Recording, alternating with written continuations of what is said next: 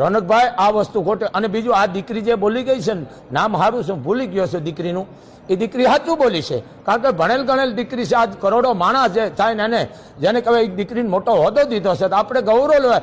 એ દીકરી છે એ જ ભવાની છે આપણા માટે, એ જ લક્ષ્મી, એ જ દીકરી, એ જ ભવાની છે.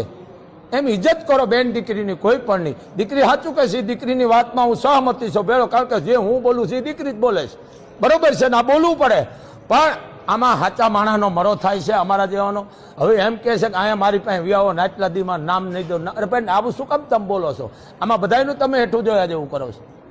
આ બોલાય જ નહીં, ન બોલ્યામાં 9 ગણ. કોઈક માણસ, હું તમને એક જ વાત કરું, મુંબઈ તમે 2 વખત ગયા હોય અને કોઈક એમ કે તમે કેટલી વાર ગયા, હું 10 વખત ગયો. 10 વખત નથી ગયો એ માણસ, મૂળ 2 વખતમાં 10 વખત જેટલું જોઈ લીધું છે.